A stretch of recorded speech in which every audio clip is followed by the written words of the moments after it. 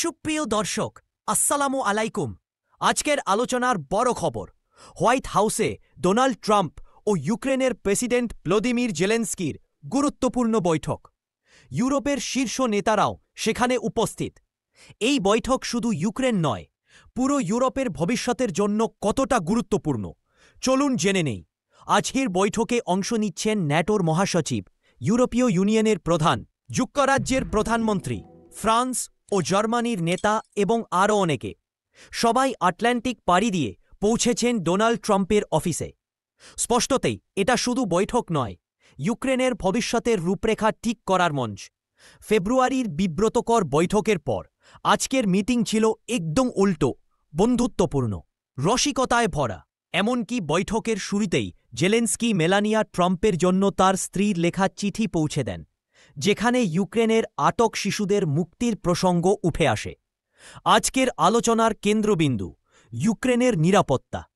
Trump বলেছেন যুক্তরাষ্ট্র ভালো সুরক্ষা দেবে, তবে সেটা ন্যাটোর নেতৃত্বে হবে নাকি বিকল্প কোনো ব্যবস্থা হবে তা পরিষ্কার নয়।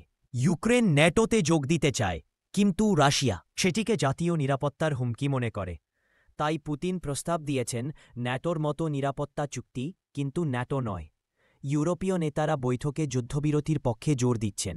ফ্রান্সের প্রেসিডেন্ট ইমানুয়েল ম্যাক্রন স্পষ্ট বলেছেন এটি শুধু ইউক্রেন নয়, পুরো ইউরোপের নিরাপত্তার বিষয়। জার্মান চ্যান্সেলরও যুদ্ধবিরতি প্রয়োজনীয় বলে মন্তব্য করেছেন। অন্যদিকে ট্রাম্প মনে করেন যুদ্ধবিরতি ছাড়াই শান্তি সম্ভব। সবচেয়ে জটিল ইস্যু হল ভূমি। ক্রিমিয়া ফেরত আসবে না, এটি ট্রাম্প স্পষ্ট করে দিয়েছেন। রাশিয়া চায় দনবাস অঞ্চলের বাকি অংশ তাদের হাতে আসুক।